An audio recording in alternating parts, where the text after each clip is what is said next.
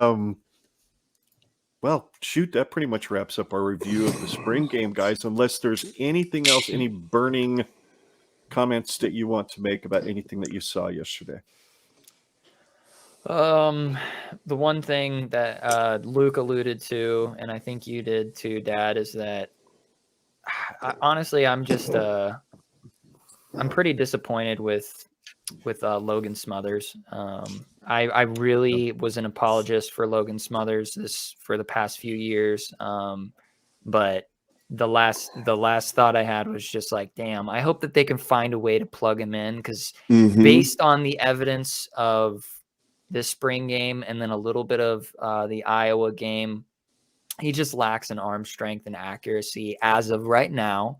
It could have just been a series of unfortunate events that we didn't really get to see a showcase Logan Smothers like we should have seen. It could have just been whatever.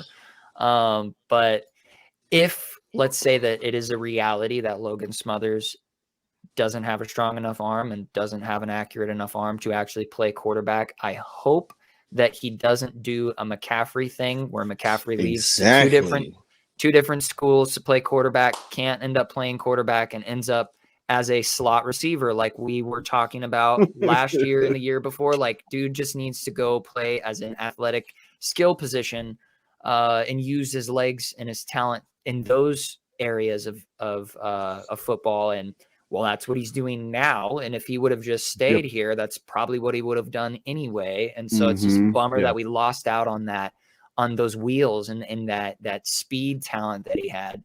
If Logan Smothers can get trained up with Mickey Joseph and really hone in some skills with catching the ball, dude could be an absolute baller for us in the inside slot, or even on the outside. I don't know if we could tap into that talent pool with him, that would be awesome. Or if Whipple wants to throw in a Wildcat package. Oh yeah. Something like that, where you've got a guy that's got the capability to run the ball as a in the quarterback spot, even though he's not listed as a quarterback. So, yep, I agree with you. I think there's got to be a way to get his athleticism on the field. And he's always maintained from day one, in spite of all the changes that have come down in this last few months, he's always maintained, I'm a Husker through and through. I did not come here to not stay here. He's all about following through on whatever he does for his commitments. So I have a lot of respect for the kid. I still would not blame him, to be honest with you. It wouldn't really completely kill me if he ended up going into the transfer portal because he wants to play quarterback, because there's places out there that are going to run some spread option, which is going to be his forte. But it still would suck.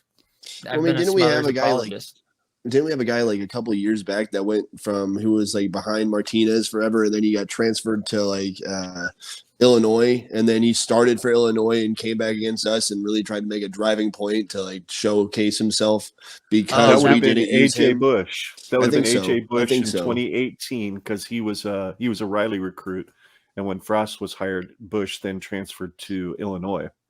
I mean, how many graduate transfer? Then we had a guy go to Rutgers. We had how many players do we need to have be like so good when we have them leave because we don't utilize them? I mean, I don't want to say Smothers is going to be like our Taysom Hill, where we just have him be a tight end to a quarterback to whatever we can need him to be. Because I mean, it feels like you almost feel for the guy that's been here for 3 years. He's a junior now, or is he going on senior?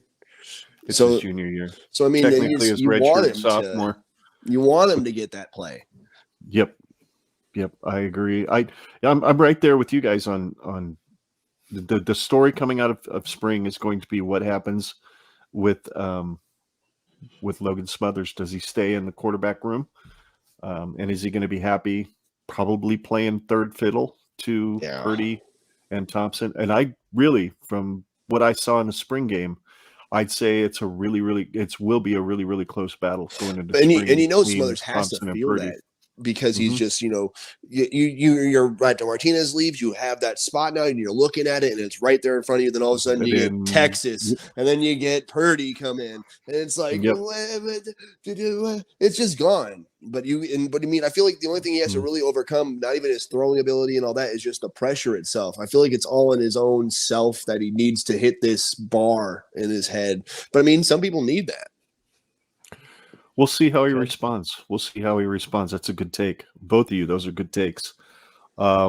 Anyway, that pretty much wraps up everything we have to say about the spring game. I don't think I could add anything more than what you guys have brought to the table. This was an outstanding discussion.